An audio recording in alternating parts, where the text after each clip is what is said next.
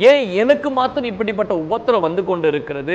என் கணவருக்கு மாத்திரம் ஏன் இப்படிப்பட்ட உபத்திரம் இருக்கிறது? என்னுடைய பிள்ளைக்கு மாத்திரம் ஏன் இப்படிப்பட்ட உபத்திரம் இருக்குது? ஒவ்வொரு நாளும் பலவிதமான காரியங்கள உபத்திரத்தின் வழியாக நீ கிறிஸ்துவ ஜனங்கள் போய் கொண்டிருக்கிறார்கள். இந்த உபத்திரத்திலிருந்து எனக்கு ஒரு மாற்றம் கிடைக்காதா? இந்த உபத்திரத்திலிருந்து எனக்கு ஒரு மாறுதல் உண்டாகாதா? இந்த உபத்திரத்திலிருந்து ஏன் என் வாழ்க்கையில ஒரு விடுதலையே வரமாட்டேங்குது சொல்லி அநேக பேர் உபத்திரத்தின் வழியா போய் கொண்டிருக்கிறாங்க. இன்னைக்கு ஒவ்வொரு கிறிஸ்துவ குடும்பங்களோ பெயருக்கு தான் ஆலயத்துக்கு போய் கொண்டிருக்கிறார்கள். ஏதோ பார்ப்பதுக்கு நம்ம கிறிஸ்துவத்துக்குள்ள வந்துட்டோம், இதுல இருந்து நம்ம வெளியே போக முடியாதபடி அவங்க வாழ்க்கை முழுவதுமே ஒரு உபத்திரத்திலே வாழ்ந்து கொண்டிருக்கிறாங்க.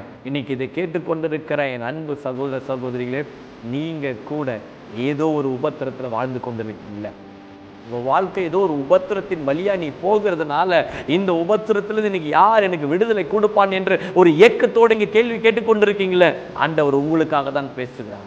உங்க வாழ்க்கையில் இருக்கிற என்ன விதமான உபத்திரம் இருந்தாலும் ஆண்டவர் இந்த மாதத்தில் ஒரு முடிவை கட்ட போகிறார். நீங்க விசுவாசிக்கிறீங்களா?